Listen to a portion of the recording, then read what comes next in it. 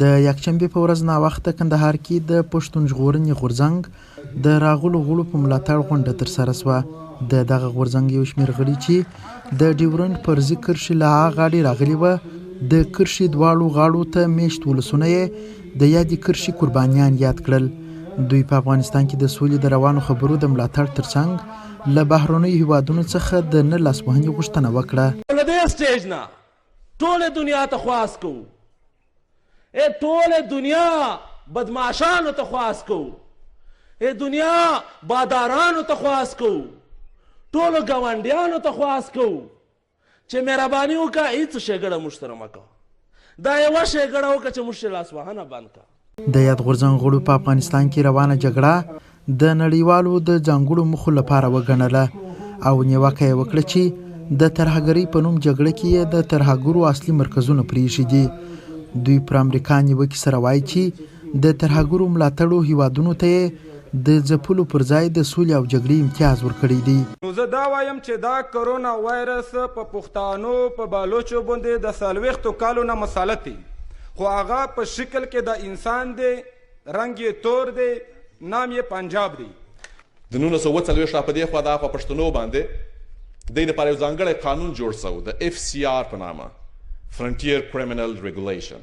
هغلته یو کس ورته وټاکل سو د پولیټیکل ایجنټ په نامه، د هر ایجنسۍ دپاره هغه به فیصله کوي، هغه به څارنوال هم وي، هغه به وکیل هم وي، هغه به قاضي هم وي، هغه به خلک په دار هم زړوي.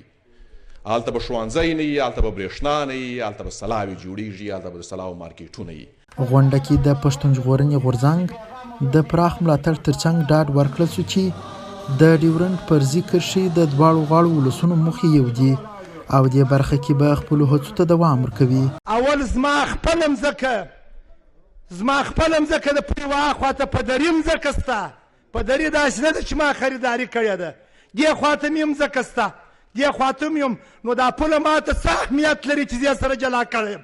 هېڅ اهمیت ماته خپله نه لري، نیوه هېڅ افغان ته لري. لرو بر یو پښتون دی، موږ فرق نه سره لرو، غوبه په ډنګ نه سره بېلېږي، ټوله سره یو یو. تاسې چې راغلي یاست کور مې ودان. پاکستان چې دی ناک په ناک افغانانو ته سرپناهي نه ده ورکړې، بلکې د افغانانو پر سر باندې خپل پیسې اخلي. ناک په ناک خو دوی ته سرپناهي نه ده ورکړې.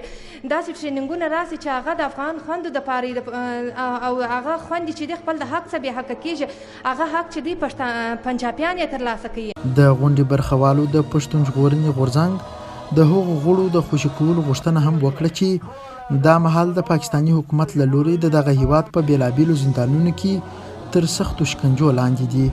قدرت الله رضوان، میلمه راډیو، کندهار.